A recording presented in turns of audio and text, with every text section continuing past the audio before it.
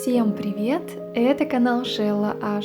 Июнь разогрело солнышком только к середине месяца, а потому хочется как можно больше проводить времени на улице. И это значит, что сегодня мы снова порисуем в саду у родственников.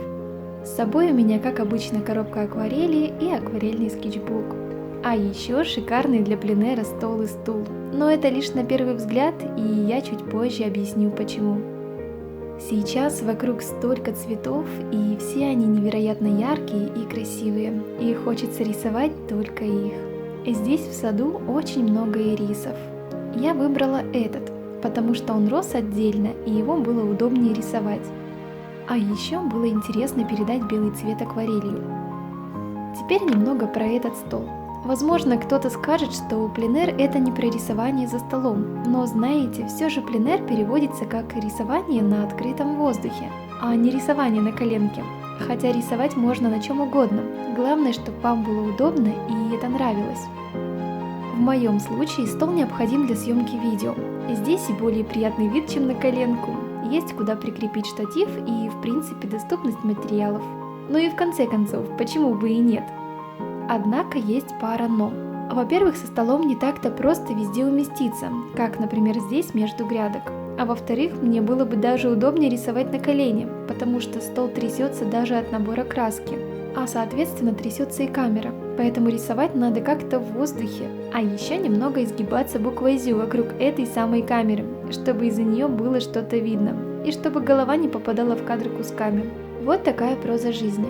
Но мне пока что все нравится, хотя я для себя присматриваю и другие более мобильные варианты.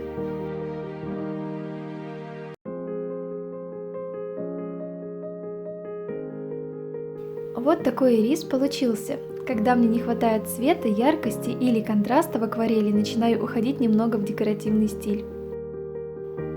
Солнце потихоньку уходит, становится свежо, и я решила нарисовать рыжие маленькие лилии, растущие здесь неподалеку.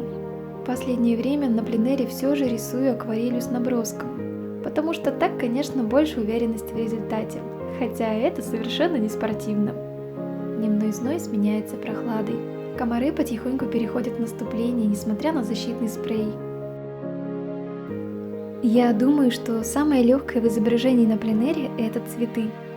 Во-первых, они сразу привлекают взгляд и выгодно выделяются в массе зелени. Во-вторых, в них сложно что-то нарисовать не так. В отличие от животных, людей или архитектуры, где глаз сразу заметит неточности, в цветах можно немного иначе развернуть край лепестка или вообще сгруппировать композицию иначе. Конечно, цветы тоже нуждаются в определенном построении, но оно не такое строгое и не зависит от перспективы, как, например, изображение улицы, дома, зданий и других строений. Как обычно, не хватило мне яркости, и я решила добавить карандаш.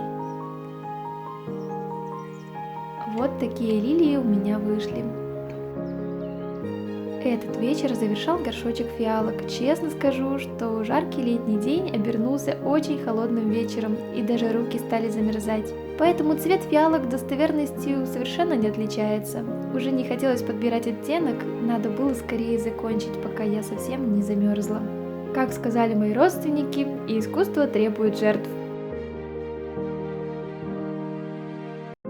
Руки замерзли, и прорисовывать что-то акварелью уже не хотелось, поэтому снова взялась за карандаш. Сначала мне казалось, что будет не очень просто нарисовать фиалки в массе, но было так холодно, что я не заметила, как закончила рисунок и побежала отогреваться горячим чаем. На следующий день выдалась крохотная возможность еще что-то быстро нарисовать. У меня на все про все было около часа. Сразу взялась за пион, который распустился буквально за ночь. Был полдень, поэтому куда ни посмотри, спасительной тени особо не найдешь. Помните, я как-то говорила, что от белой бумаги на солнце можно остаться без глаз? В общем, снова на те же грабли. Искусство опять требует жертв. И если вчера я невероятно замерзла, то сегодня зажарилась и ослепла. Но несмотря на все на это, мне очень понравился этот пленэр. А еще вовремя остановилась от прорисовки массы мелких лепестков из серединки. Несмотря на пленэр, акварель у меня достаточно многослойная. Сложно остановиться, когда хочется еще четче и еще ярче. На пленэре главное помнить, что это все же пленэр и просто зарисовывать скетчи впечатления. Углубиться в детали, конечно, можно, если поставлена такая цель и если на это есть время. Но лично я хочу добиться простоты в акварели, поэтому стараюсь вовремя остановиться, но это не точно. Зато план по получению от всего этого удовольствия однозначно выполнен.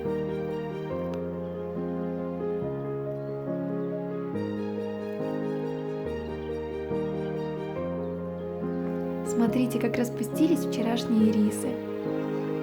Перебралась в тень и небольшой остаток времени потратила на то, чтобы добавить на вчерашние рисунки крупные надписи для их большей законченности и целостности композиции. Заметила, что на пленэре мне не хватает цвета, а все потому, что краской беру слишком водянисто, пигмент сильно разбавлен, и чтобы это немного исправить, надо брать с собой салфетки, чтобы промакивать кисточку от лишней жидкости, что я и сделала уже на рисунке с пионом, который смотрится гораздо ярче, чем ирис.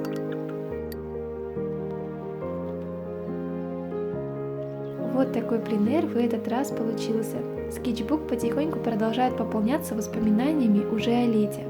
Было очень атмосферно, а трудности, конечно, закаляют.